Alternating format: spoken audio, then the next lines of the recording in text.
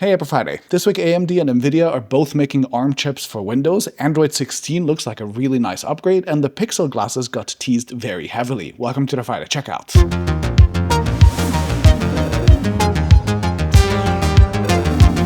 This video was sponsored by Henson Shaving. Okay, for my first story of the week, we got big leaks hinting at new ARM chips coming to Windows very soon. First, at the end of last week, we learned from reputable reporters that Nvidia and MediaTek are expected to launch their AI chips at Computex, which is next week in Taiwan. The two models will be called N1X and N1, and both will be ARM-based chips for Windows laptops. There are also some early Geekbench benchmarks for the chips already, which are apparently very bad so far.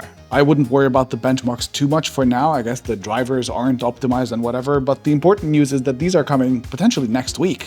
And then second, we also got more details about AMD making ARM-based APUs, weirdly enough called Soundwave, and that these should power Microsoft's Surface devices next year. On the CPU front, it's potentially a bit disappointing that the leak suggests that they'll use off-the-shelf Cortex cores from ARM instead of any custom designs like Qualcomm has done for their custom Orion CPU cores. But for the GPU at least, we can expect AMD to use its own Radeon IP, so there's at least some hope for custom designs. And as for timing, the best guess is that AMD's chips should launch at CES 2026, which should be in January next year. So hopefully we'll have 2 ARM chips for Windows and perhaps even Linux by next week, and then 3 in less than 1 year. That's pretty exciting. Okay, and for my second story of the week, Google showed off some pretty meaningful upgrades for Android. These start with a pretty major redesign for Android 16 called Material Expressive, which will make animations a little more responsive and playful, and it will also make quick settings more customizable. It will add a new type of blur and shading for depth across the UI, plus there will be more dynamic color themes, updated typography, and a bunch more.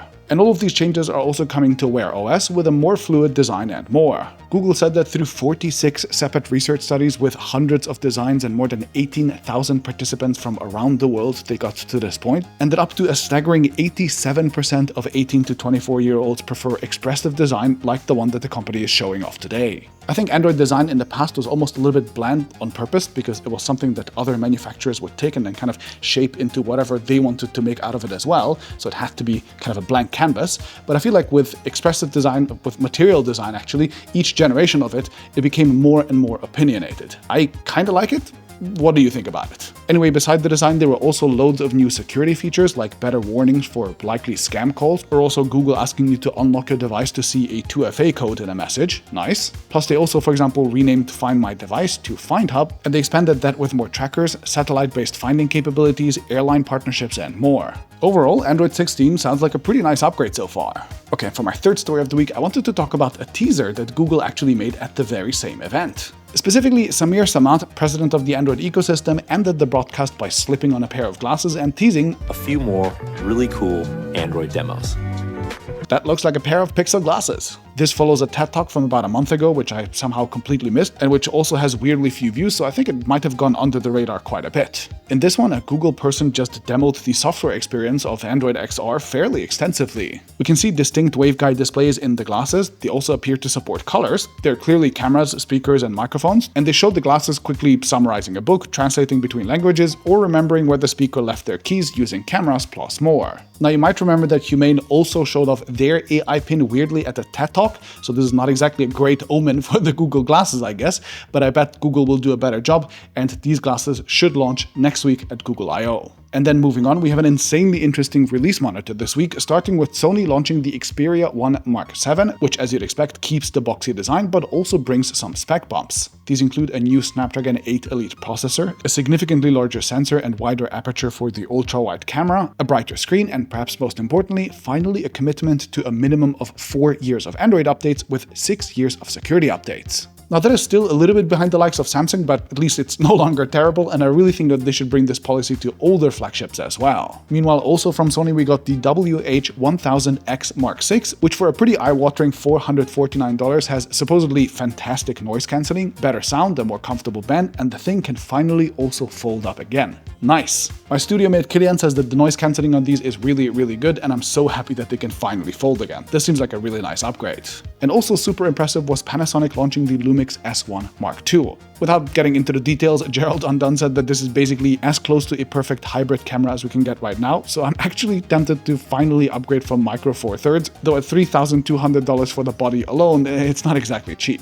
And meanwhile, less convincing this week was Samsung launching the Galaxy S25 Edge. This has flagship specs and an ultra slim design which feels very premium in hand in real life, but it sadly also only has a battery with 3,900 mAh of capacity. Boo! It's really a massive missed opportunity for this phone to not have a silicon carbon battery. And since I'm currently preparing a bigger TechAltar video on Huawei's comeback, I also attended their launch event this week in Berlin, and I saw them launch a bunch of wearables and a new tablet. The feature that stood out to me the most is that the Watch 5 now has a health sensor on the side of the watch as well, on top of the existing wrist sensor, because they say that you can measure things like blood oxygen levels much more accurately on your fingertips than you can on your wrist, just like you would traditionally do with a pulse oximeter. That's nice, and beside, I think also new is the fact that the Buds 6 can now have a transfer rate of 2.3 megabits per second when paired with a Huawei phone. That is a crazy high bitrate for audio. We're talking megabits per second. I wonder what kind of audio files you need for this to even make sense. Anyway, as usual, the links to all the newly announced products are down in the description, and now moving on to the brief, we start with some drama. Specifically, Trump said that he doesn't want Apple building products in India, and that he had a little problem with Tim Cook yesterday, saying that, quote, "We are treating you really good. We put up with all the plants you built in China for years. We are not interested in you building in India."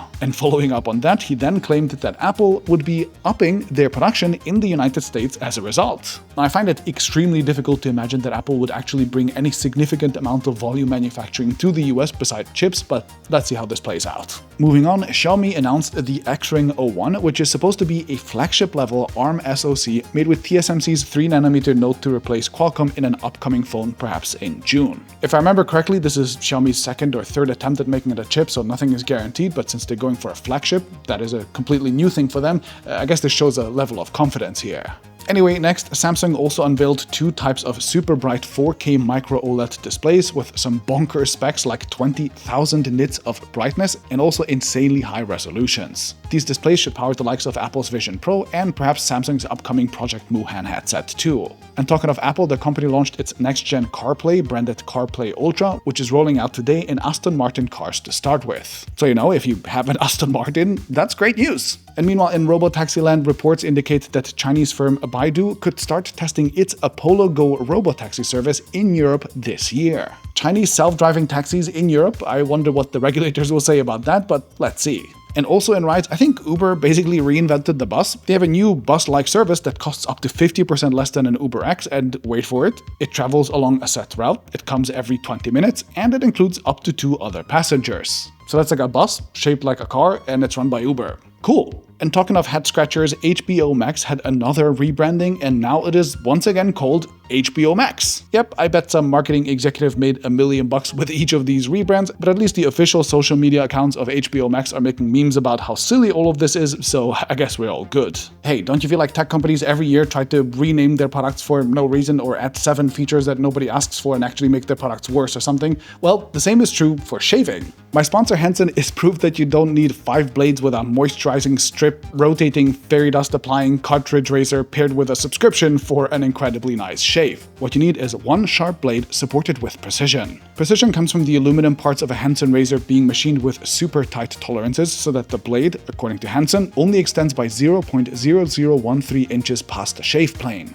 That is less than the thickness of a human hair, and the less the blade extends, the less chatter there is, meaning the blade can be more stable. This is the main way to avoid irritation and razor burn. Their robust construction also keeps the blade at exactly the right angle and supports it there uniformly, so it's always perfectly parallel. Henson says that their aerospace machine shop in Canada has also made parts for a Mars rover and the International Space Station, so they probably know how to do a precise job. I've been shaving with mine for over a month now, and especially with the shaving cream that they sent me, it's been quite an experience. Just a few quick swipes with very minimal pressure, and I have a perfectly clean shave. There's of course also much less waste than with cartridges, which is good for the environment, and while the handle of course is a bit of an investment, the blades themselves only cost about 10 cents each instead of the $2 or so that you'd pay for a cartridge. This means that over time you save a ton of money, and Henson doesn't even have a subscription because you just don't need one. And to go further, Henson will even give buyers their first 100 blades for free if they use my link hensonshaving.com/TFC. Note that you have to place both the razor and the blades into your cart for that to work. So go to hensonshaving.com/TFC, enter the code TFC for 100 blades for free. Happy shaving, and I'll see you next Friday.